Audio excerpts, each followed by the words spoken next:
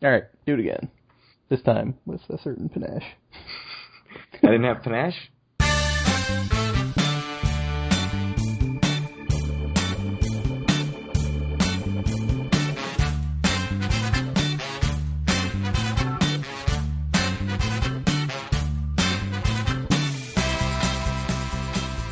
Hello, it's Friday, March 11th, 2016. This is episode 9 of Due for a Win, the Atlantic City and Casino Biz podcast. My name is Craig Stone. With me is Kyle Askin. Howdy. I just want to say before we start out to join our Facebook group. If you search Due for a Win on Facebook, you can request to join. It's a closed group so that you can freely talk about how you do AC without worrying about, your coworkers and spouse seeing what you say about how much money you lose. You can say whatever you want, and it won't blow up your feed, though, anyone who's also in the group will get to see everything you write. Yeah, so we figured it's a good way to try to kind of build the community and give people a place to talk about Atlantic City freely and openly. I don't know if you're like me, I don't feel like I can go talk to my coworkers about how much money I lost, so come join us on Facebook and feel free to do that there. Again, that's Due for a Win on Facebook. If you search for it, you should find it, and just request to join. So I want to start by following up on the last episode, which is our trip report. And Kyle, now that you've had more time to think about it, have you changed your mind at all about which casino you really want to spend time at? I know we talked about resorts, we talked about Caesars, Bally's, Wild Wild West Complex. Like, where are you at? Where do you want to be right now if you were in Atlantic City? Where do I want to be right now? That's a pretty good question. I mean, honestly, I'd take any casino, but probably not the Trop. I think that we both agreed last time that was probably our least favorite casino of the three that we really spent a lot of time at, if you count Caesars and Bally's as sort of one mega casino, which I do. But, I mean, I enjoyed my resorts time. Probably I'd still slightly prefer my home base to be sort of the Caesars Bally's. Yeah. What are you thinking? I'm with you on that, and I really enjoyed resorts, and I definitely have thought about resorts more because it was different, and I'm excited to go back and check it out and see if I can replicate that feeling, if that makes any sense. But when I think about where I'm going to be and where I'm going to spend most of my time, it's definitely still Caesars Bally's. And one thing that I don't think we really said in the last episode, although maybe it came through just in our describing what we did and what we liked, is that, for all that we sort of shit on Caesars leading up to that and said, okay, let's ditch Caesars, let's look elsewhere, the trip really hammered home to me the things that Caesars does well, which is, it's got the prime location, for one thing. It's got a lot of options just by virtue of having Caesars, Bally's, and Wild Wild West in the same sort of connected complex. It's got great restaurants at the pier at Caesars. It's got a ton of table games at Caesars. So that's a big thing also, is you never have to worry about, are they going to have an open craps table? They've got a ton of video poker. They've got full pay machines. And the drink service, which is something that I wouldn't have thought would be so high on my list. The drink service is just so convenient there when you can order from a machine. If you're playing craps, the waitress was around all the time when we were playing craps. So, I kind of said, I think a couple episodes ago, that it checks all the boxes, and I don't know why I don't have more of a sort of fondness for it. I think when I went knowing that and keeping that in mind, I realized, no, I do really like this place. I really like Caesars. So, yeah, I kind of see that still as my home base, and resorts as a place to hop over to when you need a couple hours away from those attached walkways and all that stuff. Right. So, I think that a lot of the reason that we don't have sort of a lot of the reason that we don't feel better about Caesars, despite us clearly thinking that there's a lot of benefits to playing there, is just, I think we've been there quite a lot over the last, I don't know, it's been like 6 or 7 years since you started going, right? 6? Yeah, 6, I think. So over the last 6 years since we started going to all 3 Caesars casinos in Atlantic City, all 4 if you count Showboat. And also just, they've had a lot of policy changes and stuff over the last, I don't know, 3 or 4 years that have kind of rubbed us the wrong way, though MGM has kind of taken the lead from Caesars of the most hated casino company in America right now. But there was a time when it was really Caesars kind of pushing those kind of bad policies onto people. Yeah, but yeah. It's a very nice casino. It's super convenient. I like being on the boardwalk, which is probably something we can talk more about.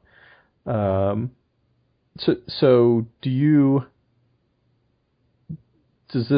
does our last trip, because I think the last several times that we went before this trip, we'd stayed in the marina for, I don't know, 3 or 4 trips in a row. At least I feel like I've stayed in the marina. Did this hammer home that you really do enjoy the boardwalk a lot more than the marina? No, not really, because I feel like I need them both in my life, if that makes sense. Like, I was kind of sad that I didn't spend any time at Harrah's or Borgata, because I like both of those casinos a lot. As far as the gambling, I think is just really good at both of those casinos. Harrah's more for, I think, machines and just the casino floor, and Borgata, well, I mean, Borgata's just fantastic all around, but as far as the table games, the dealers are great. The other patrons are great. Which is, I mean, I feel like such a dope saying that, but it really makes a huge difference when the other people there just aren't assholes. So I do feel like, I wish I had spent some time at Borgata. I don't necessarily need to go to, like, Harrah's every other trip, but yeah, I don't necessarily feel like I need to be on the boardwalk. That being said, I think if I went on a trip and never made it to the boardwalk, I would feel really weird about it.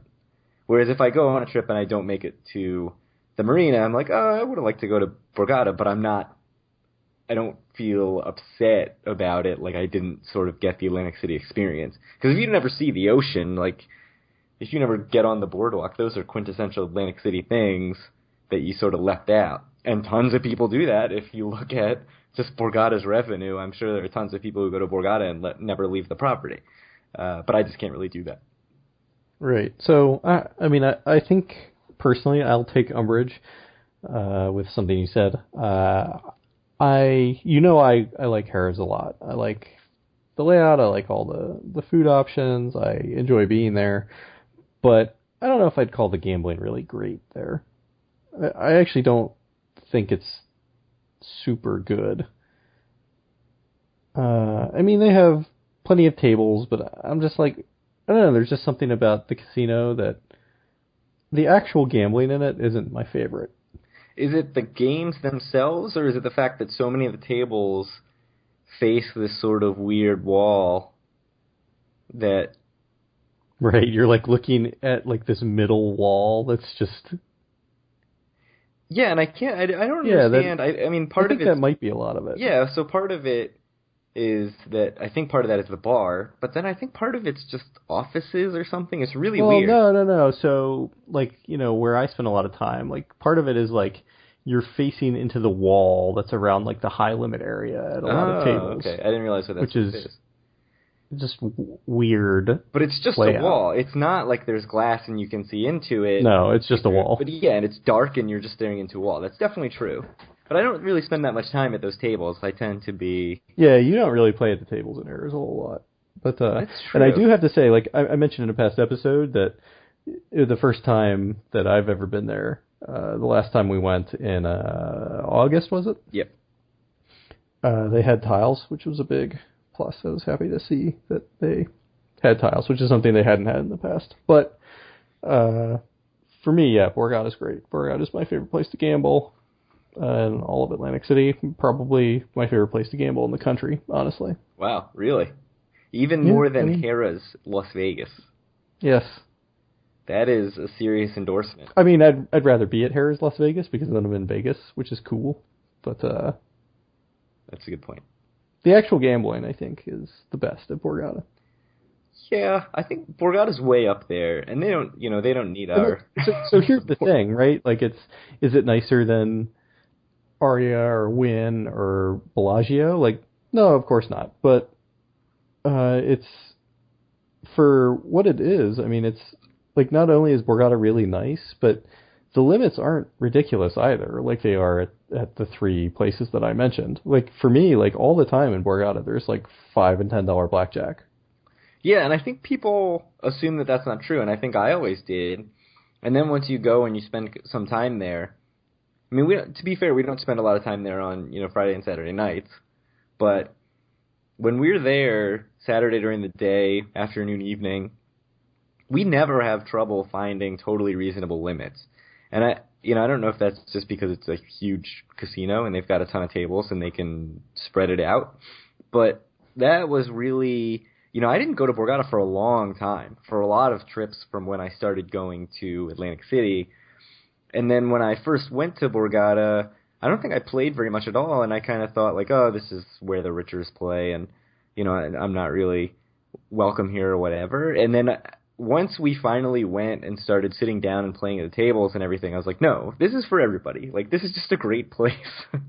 So it's kind of funny that I had that perception, and I don't know if I'm just an idiot and nobody else does, but there's none of that there. It's not a pretentious place at all, I don't feel like. And, it certainly has the reputation as the best, sort of nicest, most high roller casino in Atlantic City, but if you're a guy who wants to play $10 blackjack or, $20, I think it's $20 tiles, right? It's not even $25 tiles. Yeah, they do the $1.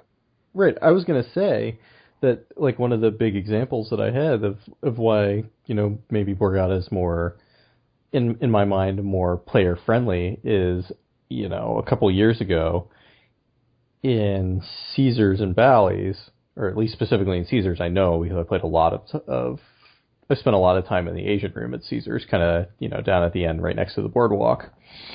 And a couple years ago, they pulled all of the yellow chips and just got rid of them and made all those tables $25, which I'm sure is a good deal for them because they're making, whatever, 25% more profit on that table by making a $25 table instead of a $20 table. But it's just annoying for the players, because I think, to me, the yellow chips in the Asian areas are like it's like a cool thing that's just in the Asian room, and it's like unique, and I really enjoy it. And of course, the biggest thing is it makes paying commissions easy because it's just $1. So what can you go into that? I've never seen a yellow chip, and also sure you have. It's at Borgata they have yellow chips. The yellow chips are $20 chips.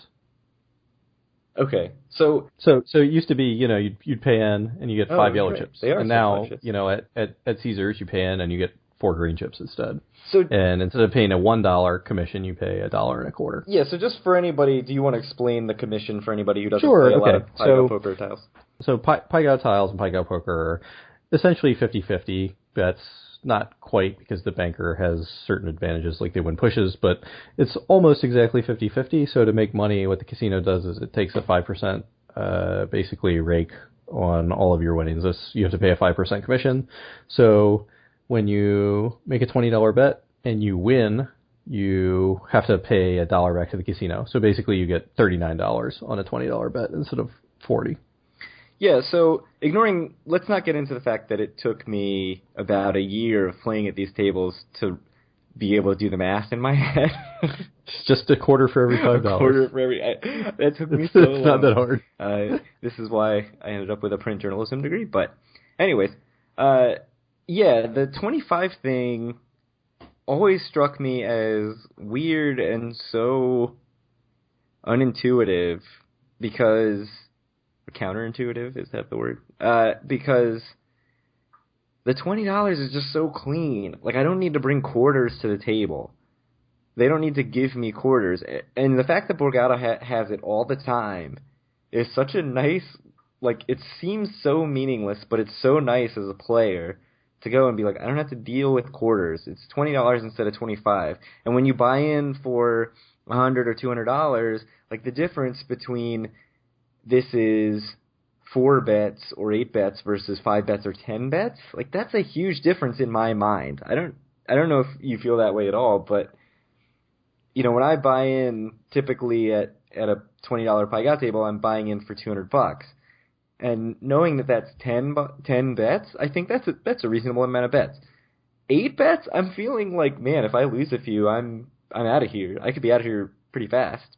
I mean, typically that doesn't happen just because of how often you push, but the $20 thing, even ignoring the dollar exchange, just feels better to me because I'm a low roller.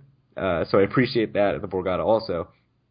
And, again, I can't harp on this enough, but for that $20, you're getting really friendly dealers, nice pit bosses, and, great cocktail service at Borg is never a problem there. So, yeah, I mean, it's a great place to gamble. So were you around back when they had the yellow chips also at Caesars? Because it wasn't that long ago. No. I don't think so. It's possible that when I first started playing Pai Gow poker, they did. Because I played Pai Gow poker the first trip I ever went. So that would have been, early 2010. Right, but you didn't, yeah. And I don't think I would have, at that point, I don't think I would have been sitting down at a $25 table. So it must have been 20. Yep. So moving on, just because I think we have some listeners who are interested, and because we did kind of go out of our way, right, to gamble at places and see what we would get from them in terms of comps, do you want to talk about how our total rewards offers have changed, if at all, and then what we've gotten from Trop and Resorts? Sure. So TR, let's start with that. Any changes at all? So, as far as I can tell by looking at my schedule, my offers from TR are about exactly the same. Do you have any different impression? No, I think I've gotten a few more comp, like $5 slot play and that kind of stuff. But you said that you said last episode that you believe that you probably gambled a bit more there than usual. Yes, yeah, I think I did. So, for me, it was probably like a very average trip for how much I gambled at TR properties. So, yeah, nothing's really changed. Yeah, I said that it was one of my top tier credit trips. I don't think that's really true because I've definitely hit that 500 tier credit bonus. Right, where you get the email that says you got a 125 credit bonus or whatever. Right. Yeah, I didn't hit that either this time, but I'll hit that pretty frequently when I go. So it just depends on how much video poker I play usually. Yeah, and I didn't hit that, so I don't think it was really that abnormally high, but it was probably higher than normal. I think I'm getting more like $5 slot credits, but that's kind of meaningless. And it's $5 on like here's 2 dates that you can use. Like you can come here April 8th or 15th and get $5 in slot play at Harrah's. Like that's not really that enticing to get you to the casino. Right. So Tropicana, I haven't gotten any offers. I haven't seen it. I haven't gotten anything either. Have you logged in recently? I have not. Yeah, I logged in today and I still don't have any offers. Nothing. So, right. I mean, we did get the one email saying $39 and whatever instead of $59. Sunday. But my speculation is that that's just the rack rate that everyone gets. Yeah, and so that's signed up for their email club. I don't think we've gotten any offers from Trop. Right, and Resorts took us until yesterday or today for the offers to kick in. And so I got a mailer yesterday, and it felt like Christmas morning. I was really excited about this mailer because I was like, yes, I gambled at Resorts, and now I'm getting, the fruits of my labor, if you will. Not that gambling is hard work, but the funny thing is the mailer said, like, welcome to the Star Club or whatever, but I've been in it for years. So yeah, I wonder if my membership has lapsed and they basically see me as a new member now.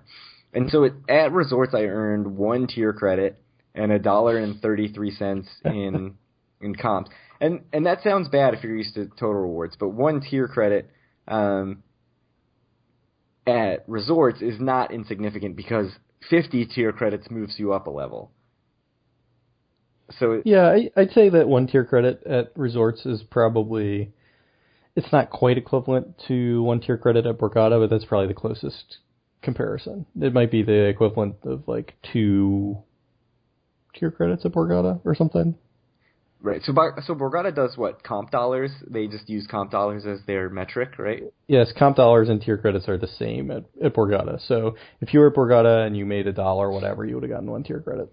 Right. So And so for me, I also got 1 tier credit, but I got a little bit over $3 in comp dollars. So my mailer said 1 free night once during the period, which I think runs through June or something, Sunday through Thursday only, and $20 match play, which the $20 match play is not a bad perk. And even the Sunday through Thursday I was fine with, given the amount of play that we did there, basically a few hours in the afternoon. But then I went on the website today, and the offer was different. It said it was Sunday through Friday, which is a huge difference. Like, the Friday night comp is much bigger than any of the Sunday, Thursday. And it was available once a week, as opposed to once during the entire period. So definitely, if you're getting mailers from resorts, log in or load up the e-access, web access for your card and check the offers there, because they might be different. You did not get a mailer because your address is wrong. Yeah, so when I logged in today, my address is wrong, and I don't feel like calling them to fix it. So I just will not be getting a mailer until the next time I go and get them to fix it in person. But your offer was good, I thought. Yeah, so my offer was 2 nights every week, any night of the week. Yeah, 7 days a week. My offer was also... So my mailer was 1 night, and my online offer was 1 or 2 nights. Yeah, okay. So that's the same as me, but I got every night of the week, and you only got every night except Saturday. Right, and the Saturday, to me, well, maybe the Friday, because we end up going on Friday a decent amount, but, the Saturday is worth more than all the other nights combined. Right. Certainly the Friday and Saturday is worth more than all the other nights combined. So from our small sample size, and who knows, Trop might still be sending us offers or whatever, I'd say that Resorts is far more generous than Caesars and Trop. Yeah, I mean, because I personally definitely played the least at Resorts out of the three places. Absolutely, and what it reminded me of was Atlantic Club, which I mentioned in the previous episode. So Atlantic Club, I played super low limits at Atlantic Club. I mean, they had $5 blackjack at Atlantic Club, and I would get mailers that would say the same thing: Sunday through Friday, 1 free night, once a week. And I would use my Friday nights there, and every time I think I did it twice, and both times I left thinking I did not gamble enough to get any comps at Atlantic Club anymore, and I'd still get the Sunday through Friday. So it's nice to see that they're being generous. It's a Mohegan Sun. Yep. Casino. So property. Yep. So I don't understand what that means. Does that mean Mohegan Sun runs the casino, or does it mean they don't own resorts, right? Is that? I'm actually not sure. I think I'm quite certain that I know the least about resorts owners than any other casino in Atlantic City. I actually could talk about the other owners of, I think, every single other casino at great length. But I don't really know a lot about who owns resorts. So what I can find on a quick Google search is that in 2012 they partnered with Mohegan Sun to take over the operations of the casino. And I don't know if that means as far as if that's just the casino floor, or if it's basically, if that includes the hotel and the offers that go to the hotel. So I'm wondering if part of Mohegan Sun being involved is that they feel like rewarding players is a way to get play, which, here's a hint, it is. And so they are trying to do that to lure players in. And well, so I don't know about that. I mean, so we talk a lot about how Atlantic Club, which was the Hilton when I went, and then it was ACH, and then it was the Atlantic Club, they were always by far the most generous comps, but they actually did not get the players in. Well, they went out of business. Well, Resorts is not getting the players in either, right? I mean, right, as we talked about last episode, that they were in last place, even below the Taj in revenue in January, I mean. Right. So I'd still be interested in booking a room at Resorts and seeing how it is staying there. Obviously they're kind of far from other stuff now that Showboat and Revel are closed. Taj is right there, but it's a decent walk to Bally's and Caesars. But, I'm interested in staying in a different property that I've never stayed in before, so I'd give it a shot. Yeah, I like that. I like that idea. I'd like to see it as well. I mean, we've both stayed quite a bit in Atlanta Club, and the rooms, though they weren't the most updated rooms in the world, they were quite humongous. So, and looking at the pictures, I think I IM'd you today that it looks like your grandmother's furniture is hanging out at resorts. It's definitely antique-y, if you will. But, the linens and everything looked fine, and the bedding looked fine, so I expect that's probably totally fine. The carpet looked... That's really the only key for me. Like, I don't want, to stay in a place that has, a nasty old-looking, comforter on the bed or something, because that's gross. It's like motel level crap. But as long as the bed looks, reasonable. One thing about resorts that I thought was funny in looking up these offers and everything and checking my offers and getting the mailer is that they Photoshop their logo on the beach-facing side of their tower. And that was true in both the mailer I got and on the website. And when I saw that, I was like, I don't think that is there. And, I could tell by the pixels that it was Photoshopped. And so when I went and looked in Google image search for resorts, the pictures that were official from their website had the lit up logo resorts on the beach facing side, and then the real pictures from just randos, like random people who were on the web, did not. So that's not there. And so I thought that was kind of funny. And I think your comment was, if they want one there, why not just put one there? And I don't really understand that, but I mean, it costs money. Yeah. That's why not? But yes, it's pretty. If they think it's going to look that much better, I mean, is it worth spending? I don't know how much nice big letters and sign are, but I'm sure they're not cheap. But it's probably in the thousands of dollars and not in the tens or even hundreds of thousands or millions of dollars. Yeah, and so this is probably something stupid that I'm the only person who cares about, but I'm going to link to two photos just to show you the difference, because for some reason it really just struck me as odd. So, not really worth talking that much about, but it's just kind of random. So speaking of random, some stuff just that came up either on Twitter, both of these things actually came up on Twitter. One of the things is a casino pet peeve sort of thing. And Twitter user Guitar Law Inc., all one word, who journals his blackjack play on aosblackjack.wordpress.com. He goes by Ace of Spades on Twitter. He's actually in Atlantic City right now. I've been reading his blackjack blog today and just getting heartburn from the wild swings that he has at the blackjack table. He tweeted, he was in Vegas, I think not last week but 2 weeks ago, and he was tweeting that he checked out of his hotel, and he used the host office to check out of the hotel and asked them what they could do about comping the room charges he had. And they told him that based on his level of play, that even the room comp that they gave him was over-comping, in quotes. And it just kind of struck me as one of those classic examples, just like when we were at, I think, the Mirage, right? Mirage. Where we were playing, I don't remember if it was $15 blackjack or $25 tiles or Pie Gala. $15. It was $15 blackjack. We got out our M Life cards and they were like, you might as well put those away because they don't even rate for this. And No, they didn't say you might as well put them away. They said they don't take it unless you're playing a quarter. Right, which is insane. And we talked about that, I think, in an earlier episode. But this is even a level beyond that, right? Like, to tell somebody that you, like, we overcomped you. Not just like, oh, based on your level of play, the comp... We can't do anything else for you. Yeah, we can't do anything else for you. The comp level was appropriate, whatever. Even saying, like, we feel like we have comped you at the appropriate level, I think I would be annoyed about. But to say that you overcomped somebody is just insane. So he said that he was actually going to play more before his flight left, but based on this interaction, he decided not to risk his winnings, which is probably the right thing to do if you're displeased. But it's just one of those things that it's like, what are you thinking?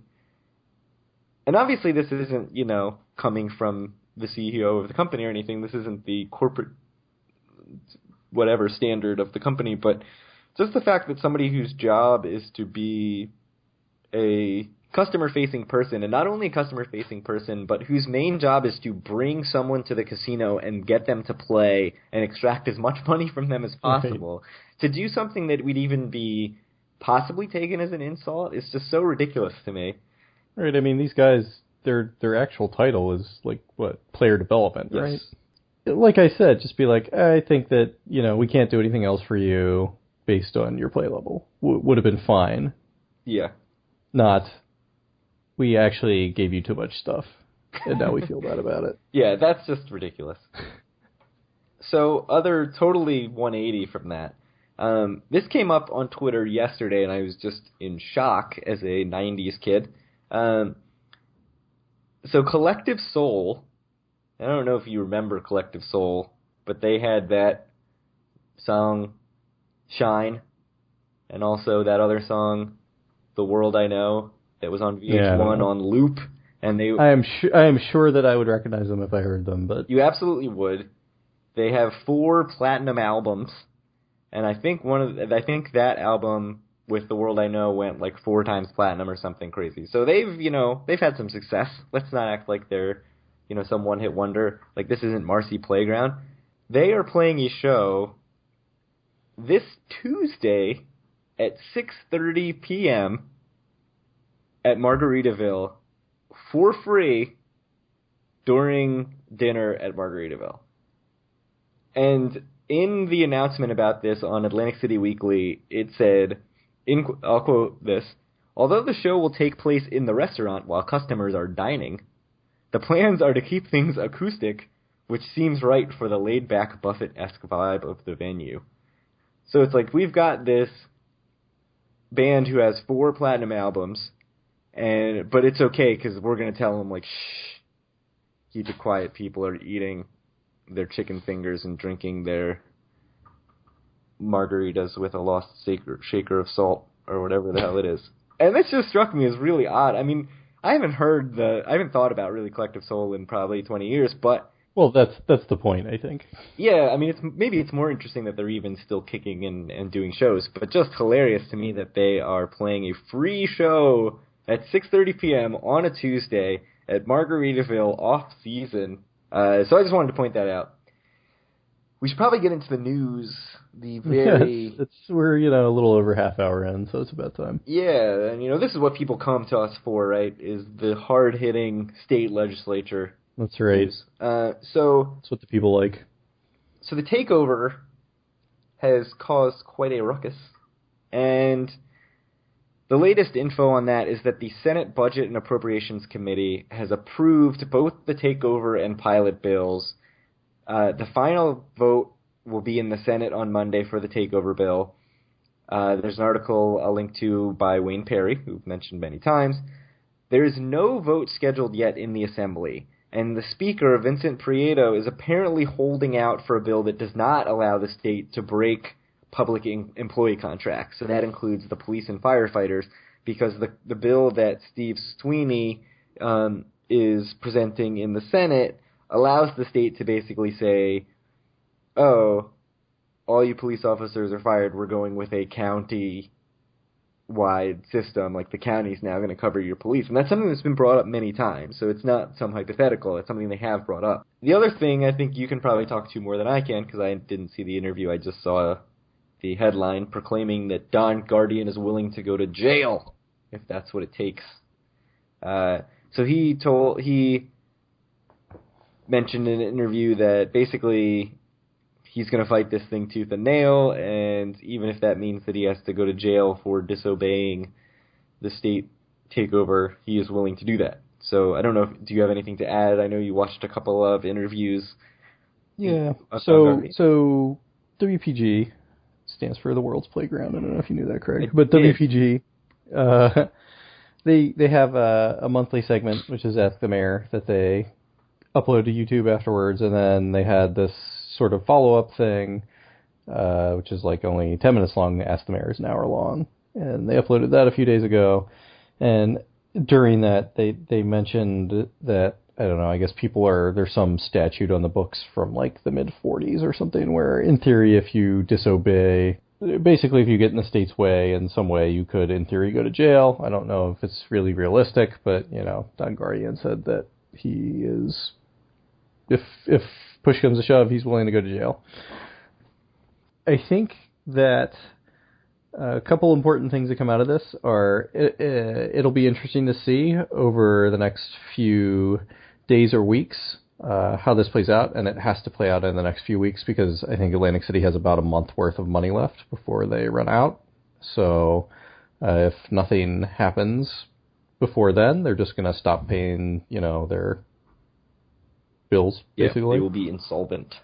So it'll be interesting to see how it plays out over the next month because, as you said, the Senate passed the takeover bill and the pilot bill, but it sounds like the House the House of Delegates isn't willing at the moment to pass the takeover bill, and I'm sure they would be willing to pass the pilot bill, but I don't think Christie's going to be willing to sign it, considering he's already vetoed it twice, and I think that he's basically all in for this takeover.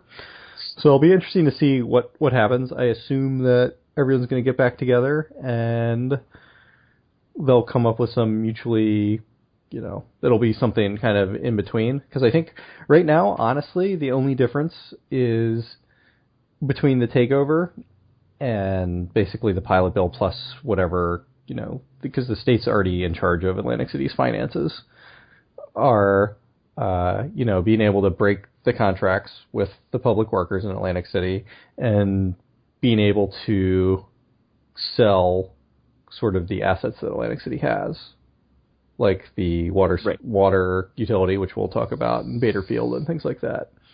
I don't know. It'll be interesting to see if the takeover passes. I don't think it will, and I think it's going to be super messy for the state of New Jersey if it does. And I think a lot of people are going to be angry, not only in Atlantic City, but maybe in some other parts of New Jersey as well, especially the lower income parts. So one of the things that the way the bill is written opens up, and I just to clarify, it has not actually passed the Senate. It's just been approved by the Senate committee. They'll vote on it on Monday in the Senate, but I think that it will pass. Yeah, it seems like a no-brainer. One thing is that this sets the stage where it is not limited to Atlantic City. Like, obviously, the takeover would affect Atlantic City. Like, that's the first place they'd go. But the way the bill is worded is not specific to Atlantic City. It sets it up where the state can do this in any municipality within New Jersey. So if they decide that, I don't know what else is a hurting area, Trenton or something, they could do that if they wanted to. Camden, obviously, they've already done that. But any area where they feel like they need to step in, it would basically pave the way for them to do that with very little resistance. And I think there's some pushback on that. There's definitely pushback on it. Yeah, so the committee vote was 9-1, I believe, and the one basically said that with 3 people abstaining. Right. Well, the one at least said, like, this gives the state way too much power, and, this makes me nervous for the future of, the state can basically go in and do this to anyone. And I know that a lot of what the city of Atlantic City is saying and the people who support them and who are against the takeover bill, I mean, I think they're saying a couple things. Obviously we talked about last episode, they're saying, you're basically taking the right of the people to choose their government and govern themselves away, which I think is true. So something else that they're saying is that this is actually unconstitutional under the New Jersey Constitution, that there's something in there. Apparently they rewrote the Constitution in the middle to late 1800s. And I think that Don Guardian at least is claiming that they can't even, like, this isn't even legal, what they're trying to do. So, yeah, lots to come on that, and probably will move fairly fast because it has to. It'll move quickly. So something else. Apparently, Don Guardian actually had a 2-hour, like, he was a guest host on WOND, which is another Atlantic City talk radio station. Yes. But unfortunately, they do not post their stuff, at least not that I could find, after the fact in podcast or YouTube form, so I couldn't actually listen to it. But apparently that was another long-range interview he gave. He talked about all kinds of things, basically whatever people wanted to call on and talk about. So it was apparently pretty interesting. Yeah, I was half-heartedly listening to that while I was trying to do work. But my favorite part was a guy who called in and asked Don Guardian what he could do about the guy's parking tickets. And Don Guardian basically said, like, I'm not going to, like, relieve you of your parking tickets. So I don't know if you've heard, but we need money, yeah, so that was pretty great. Come in and pay them. So just the fact that the mayor of Atlantic City is taking random calls from people who want their parking tickets waived was pretty great.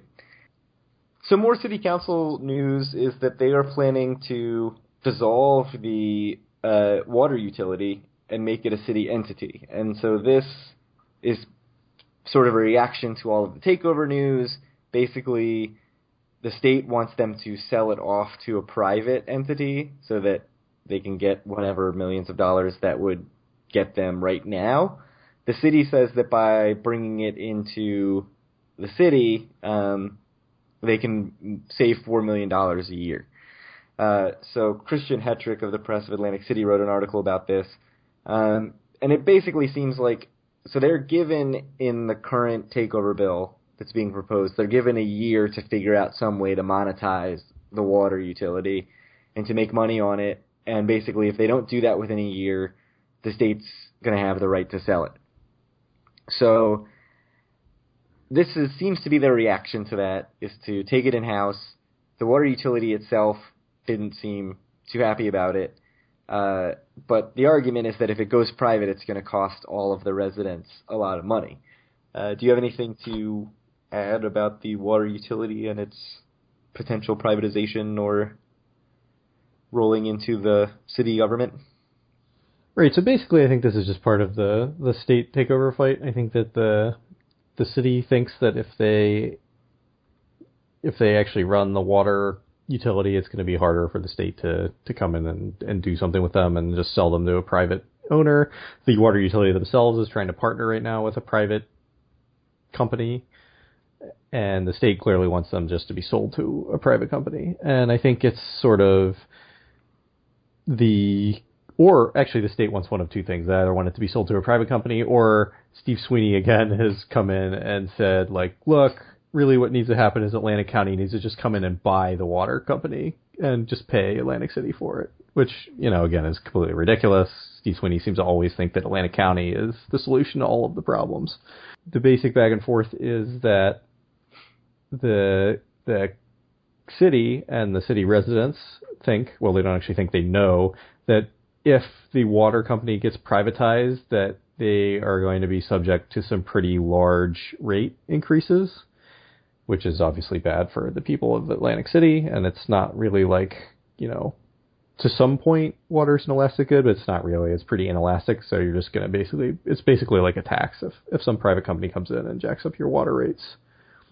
And I think the city really wants that not to happen, which is why I think they're so desperately trying to keep it under public control. Yeah. So we'll see where that goes. And the state basically, it's the difference between, I think Atlantic City says maybe they can save $4 million a year, but I think that the partnership, which was mentioned, was like a 40-year partnership with this private company, and they'd pay something like $110 million all up front, which would obviously be pretty helpful for Atlantic City. I think it was 110 anyway. It's always a tough back and forth on these kind of things. Right, and it's especially hard right now for people to really get behind the state, given that, all the trouble that the city of Flint had once the state took over their water supply and, like, whatever. Yeah, so, there's certainly a lot of ammo there for the city. So moving on from state news to nightclub news. The Wave, W-A-V nightclub is coming to the playground, the 39N event space that I think maybe hosted about 3 events in total. It will be opening in the playground on April 1st. So they have lined up a pretty big name. They have Skrillex, who will be there on April 2nd. Tommy Trash, who I've never heard of, will be there on April 1st. But, I'm not in the scene, so I don't know. Maybe he's a big name.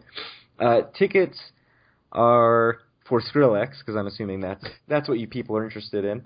I don't think that's how you pronounce that name. Is it Skrillex? Yes, I believe so. I don't know. Whatever. So, I'm not editing that. So, Skrillex has a limited quantity of early bird tickets for $55.50.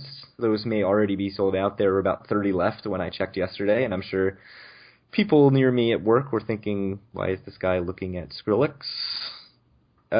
If you miss that, the female general admission starts at $60.65. The male general admission starts at $81.25. So there is a $20.60 penis fee, which I think is fairly standard for a club. Like, dudes just pay more than the ladies. That's the way it works. But it seems odd for what is essentially like somebody as big a name as Skrillex, because, you know, is that $20 difference really... Is that $20 savings for a female really the difference between her going and not going? Like, is that affecting the ratio, which is what the club is all concerned about? Like that? Sure. Is it? I mean, of course. Is it? Do you think it is? Yeah, totally. I mean, right? If it didn't, then why wouldn't they just charge way more? Because that's the way it's done. You charge the penis fee. I mean, like, yeah, of course it is. Of course, if it's $20 cheaper, they're going to get more females. I mean, you sell more tickets at $60 than $80, right? That's true. So, yes, I think that is the fundamental tenet of economics. It was quite funny to read the fine print that said, if you were buying group tickets, don't fuck with us. Don't buy a bunch of female tickets. This is not a quote.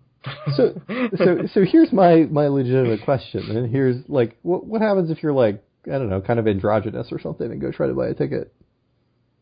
That's a good Are question. they like, I need to see your ID, or are they like, you know, drop your pants right now? I don't know. It just says that you'll be checked at the door, but it doesn't say, you know, if they're going to be asking you to, like, lift and separate or anything like that. I mean, enough, you know, big companies have gotten in trouble for just having, like, a binary gender choice on, like, how you identify yourself. And, you know, even that is, I think, far less complicated than, I don't know, it seems messy. Quite weird. I mean, it's kind of easier to do. Like, it makes more sense to me in a club where you can, I don't know, the bouncers have some leeway to make qualitative assessments on the people, but just having like all females are $60 and all males are $81.25. Just, I don't know, it seems bizarre to me. Yeah. For a big thing like a concert. It seems weird for a lot of reasons, but that's why I don't go to clubs. So, Premier Nightclub, speaking of clubs that I won't go to, is also opening in April, and they tweeted saying that they will also be opening April 1st. They actually tweeted before the announcement that Wave made about April 1st. They said, we're coming April 1st. They had this tweet that was very subtle, that was two women on either side of a gold disco ball that was shooting gold dust everywhere, and they were both, like, kissing the disco ball in a very sensual way. It's actually, they've removed the tweet, so you can't see it, but that image is still the header of their Twitter. So at first I thought, like, they removed this because it's so tacky and, like, overtly sexual that people were, like, that's stupid, but then I remembered that Kiss Kiss a Go-Go was a thing, and that didn't make any sense. So in reality, it seems like they removed it because the date is probably not actually April 1st. So, you know, I went into conspiracy theory mode and wondered if they saw that the Wave got big names that weekend, didn't want to compete. I don't know. But now their header just says, coming April 2016. It does not say a date. So no way to know about that.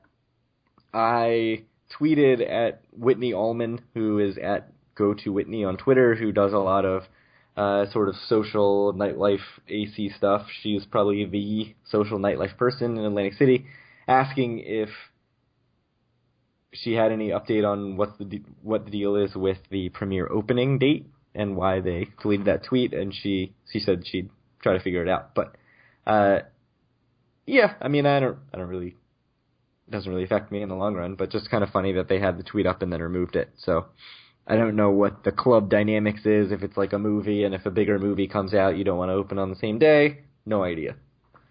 Probably. I would assume so. Yeah, I mean, right? You don't want your opening weekend to be totally shit on because everybody's over at the playground watching Skrillex. Although you would think that they'd be like, that's the playground and we're the Borgata, and I don't know. That's true.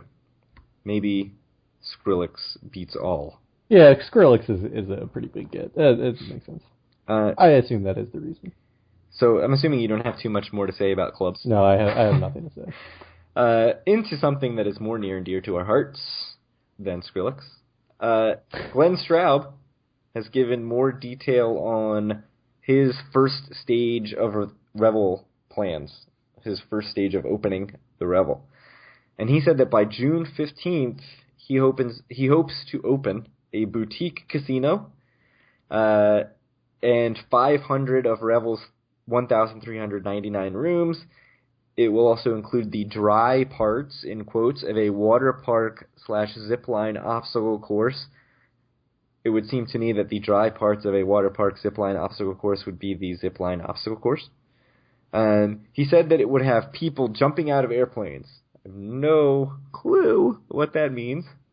And then, other than that, there are other things to think about.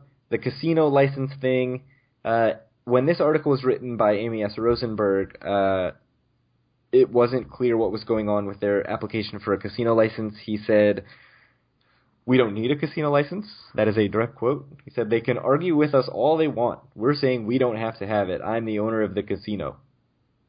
So, I don't know. I mean, he could contract with another business that has a permit, but it came out a few days later that Polo North has applied for a casino license, and it is under review. So that is actually pretty big news, I thought, that he had made the application because he waited so damn long to do it, and now it seems like he's actually made that application. So that seems highly relevant. The other issue is the lease conflicts. HQ, Royal Jelly, some of the restaurants all would like to open. He's apparently willing to let HQ and Royal Jelly open, but he said that he wants to have restrictions on them. His quote was, "They let too many things go on. We're going to control it ourselves." I have no idea what that means. Yeah, I don't know what that means. HQ made a lot of money, so I don't know what he's talking about. He's a weird dude, so who knows? He's a weird dude. And there's no word from restaurants like Muscle Bar was one of the restaurants that really fought to stay open, or to have its lease honored when Revel reopens. So it seems like this is going to play out where he might actually allow the lease holders, the tenants, to reopen and basically in this smaller sort of early stage boutique casino. It doesn't seem like that's a recipe for success for them. But, who knows? Who knows what's going to happen with Glenn Straub. You never know. Yeah, and I'm still skeptical that this is actually going to happen on June 15th, that, June 15th is going to come and we're going to be able to walk into Revel at that point. I mean, so, a couple things. First, I just went, while you were talking, I put myself on mute, and I went to figure out if I was right or not. Apparently, it is Skrillex. You are correct. What? I was wrong. Really? So I could have sworn I was wrong. Really? Yeah, but I'll go with it. Skrillex! Yeah, you were right. I'm wrong. Cool. So, on the Revel tip, yeah, who knows? I mean, he was saying all of last year that he was going to open by Memorial Day 2015, which obviously it's March of 2016 and it's not open yet. So, who knows? From everything I'm hearing and seeing, it's, he's trying to get it open for June 15th, but I have no idea. Would you like to venture a guess, Craig? Do you think it will be open on June 15th? I'm going to say not a chance. I think there's a chance. I'm really skeptical. I want to see proof that there's work being done before, because it's March, so we're talking 3 months from now. It's move-in ready, if you will, right? Like you don't have to do a ton. I mean, who knows what they've been doing well. You'd think we would have heard some of that, though. Over the last 3 years. I mean, could all be, could have been like pigeons living in there shitting on everything or something. It's true. But yeah, Also, June 15th is a Wednesday. I just looked. That's a weird day to open, right? Yeah, I don't know. I'm gonna give it a 25% chance of being open on June 15th. How's that? That's not a chance, but I don't know. That's probably, I'd say it's probably about 25%. So, any other thoughts on Rebel before we move on to the Taj? I think that we both are of the same mind. We hope that the Rebel is sweet when it opens. But I don't know. I'm worried because it's Glenn Straub, and who the hell knows what he's going to do. Yeah, I want it to open, and I want it to kick ass. That's all I want. I want it to be like it was, except with actually making money. Yeah, with patrons. Right. Actually, that was part of what was great, though, that you would just get there, you'd sit there, you'd have like not only a table to yourself, but I frequently, when I was playing there, had like a pit boss to myself. So I had like 4 tables to myself. A casino to yourself. Yes. Yeah. So they had like 1 tiles table that I would play at, and yeah, frequently it was just, I would sit there and chat with, I don't think I've ever seen anyone else come up to that table and play while I was there, other than maybe someone I knew. And so I'd just sit there and talk to not only the dealer, but the pit boss would just sit there and talk to us too, because there's nothing else going on in that area. So were you there, was it you and I who walked up to the balcony and looked down on the whole pit and just so many dealers and so few, way more dealers than players? Was that when we were going to play in the poker tournament? It's possible, yeah. When we went to play in the poker tournament, there was like one dealer and he was asleep over by the one table. So, right, there was, we looked online before a trip that me, Craig, and our other buddy Taylor took for a reasonably inexpensive poker tournament to play in, because our buddy Taylor really likes poker. And we're like, there's this noon poker tournament in Rebel or whatever. We may as well check that out. That's fine. We like the Rebel. So we got there at 11:30 or something like that and walked up to the poker room, and it was literally, there were no people there except for one dealer. And we're like, let's not do this. Also, the poker room was upstairs from the casino floor, and the weird floor with all the conference rooms and everything on it. Yeah, that never made any sense. So no. So moving on to the Taj, Carl Icahn has put the Taj Mahal under Tropicana's management, which, that's a successful management company. Yeah. But he says he's rethinking the $100 million investment he was talking about putting into Tropicana, or into the Taj, because of the potential for these North Jersey casinos that we have talked so much about. Basically saying, why would I invest $100 million into something that you are just going to come in and kill, basically by opening North Jersey casinos? Which, what do you think about that decision from Carl Icahn? I think it's probably the right decision. It sucks in a way because, he was telling the bankruptcy court that he was going to come in and make this investment if, basically when this thing all closed, and if, whatever, they beat the unions and everything else. And now he's not going to do it. But in a strictly, if you just look at the situation, I would never invest $100 million in the Taj right now. Yeah. Because of the threat of North Jersey casinos. I think it's perfectly reasonable not to make that investment. Yeah, and Carl Icahn, this is not a labor of love for him. So I think the more interesting thing is what's going to happen to the Taj with the workers, because he's basically busted that union in the Taj, and now what's going to happen? That he actually owns it. It's out of bankruptcy court, but I don't think the union's back in place. So yeah, it seems like he's done a lot of work there to try to move things into his favor, and then all that's kind of been undone by this potential for the referendum that opens casinos in North Jersey. Right. Although I'm hearing, I think I've seen some stuff that says that people still aren't really keen on opening North Jersey casinos in the state. So yeah, I'm still really skeptical that that's going to pass. But I don't know. Apparently a lot of people think it is, or, hope it is, or whatever. Yeah, and like I mentioned, there hasn't been a dime spent on promoting either way yet. Yeah, really. or lobbying for one side or the other, and that can shift the momentum significantly. So who knows once people get behind it. But if I were Girl Icon, I would not be making $100 million investment into the Taj Mahal at this point. Not until that got settled. Right. So skipping some stuff that we have listed under depending on time, since we're over again, like always. So I'm just going to jump into a couple of quick listener emails. We had a listener, OB, mention the possibility that Bart Blatstein is actually overextended. We mentioned his acquiring of the development rights for the Garden Pier last episode, and he sort of expressed concern about Blatstein's reputation of selling off projects before they're fully realized, like having them for around 5 years and then selling them off. So that's something that I wasn't really aware of with Blatstein, but we're not in the Philly area, so it's not really in our backyard, but that's something certainly to keep an eye on. Yeah, I mean, he's certainly buying a lot of property in Atlantic City, but and then we'll have to see. Yeah, and then Mike, who we've mentioned several times on the podcast, mentioned that along with the waived resort fee and the early check-in fee, which we mentioned, you got both of them waived because you're a Diamond member.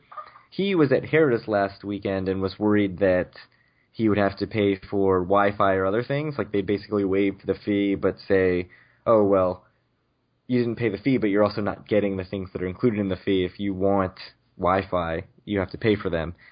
He emailed them and confirmed that you get the things that are included in the fee. Yes, and this is probably partially my fault because I was the only one who was there when I checked in last week, but they were very clear that I do get free Wi-Fi when I checked in. Oh, nice. So the website is not very clear. You do get early check-in, late checkout, free Wi-Fi, and all that stuff. So yep. Don't worry about any of that if you're a Diamond member.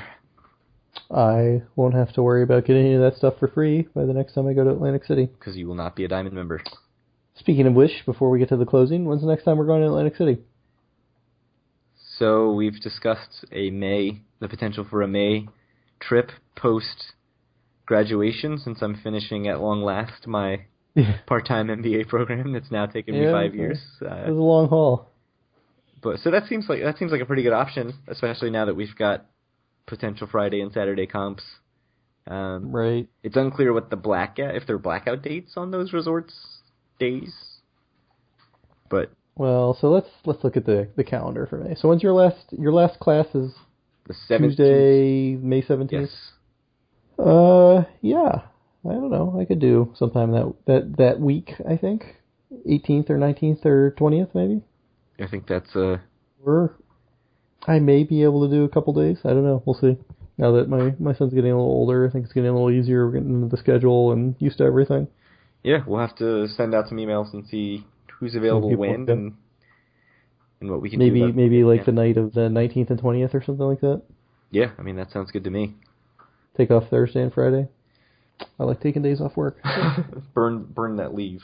Yeah, so at the very least, put the wheels in motion. We'll start, because we don't have a trip planned. So just having the wheels in motion is important. I think those dates sound good. Would you want to do Boardwalk or Marina? I mean, assuming we can get a Harris comp, which who knows? Yeah, it's getting a little late in the year actually to be able to reliably get Caesar's comps. Right. By May, it's getting a little too close to the summertime. Right. We mentioned doing a Marina trip, but obviously if we only have resorts comps, that's. Or it could be like we could do one night in one hotel and then the Friday night in resorts, which seems like we should maybe be able to get that. Yeah, and I'm totally fine with switching hotels. I don't have a problem with that. I actually don't mind it. So, yeah, we'll talk more about that. We got plenty of time to talk more about that in the future. Figure that out. So I just want to thank everybody for listening, and also specifically thank people who have reached out on Twitter and via email. I haven't mentioned before one of our first Twitter followers who goes by Dexter's Mom, at AC Lifesaver on Twitter. She actually is the person who called Boardwalk Hall for us when we asked about the light show before the second or third episode, but she's followed us from the start and interacted with us, and so that just wanted to give her credit since, we mentioned so many other people who have talked to us on Twitter. Also, I just want to thank people who have spread the word. Vegas Fanboy gave us a plug on his March Madness episode. If you're interested in gambling in Vegas during March Madness, something that we hope to someday be able to do in Atlantic City, go listen to that episode. We also got mentioned in 500 by Midnight's Facebook group, which is really cool. Eric, Ed, and Mike C. all sort of went in and mentioned us among their podcasts that they listened to and gave us some really nice encouragement or, favorable reviews. So that was really cool. And speaking of Facebook groups, again, I want to encourage you to join ours. It's at facebook.com/groups/DoForAWin. If you search Do For A Win in Facebook, it should come up. Also, you can find all our posts, all the notes from our podcasts, all the links that we talk about at DoForAWin.com. We are on iTunes. If you search Do For A Win or Atlantic City, we're the first show that comes up. We were actually in New and Noteworthy for the Places and Travel section on iTunes, which I felt great about until I scrolled through, and my rough count was approximately 1,950 podcasts listed under New and Noteworthy for Places and Travel. That is not an exaggeration and is probably a low estimate. So Twitter, at DoForAWin. Certainly follow us there. You can contact us there. You can also contact us via email at doforawin@gmail.com. And I just want to thank everybody for listening and hope you have a great weekend and good luck if you are heading to Atlantic City. Yeah, man. Good luck in all your gambling, and thanks again for listening to us. We love to hear from you. So thank you guys, and see you in 2 weeks.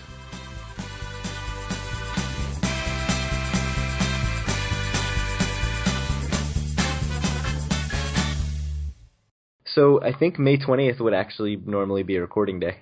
So the 20th. Yeah, May 20th. We can do a live from Atlantic City. Is that what we're going to want to do in Atlantic City? No, it would be like a 4-minute episode. We can just have an hour-long Periscope walking down the boardwalk instead, and then post it.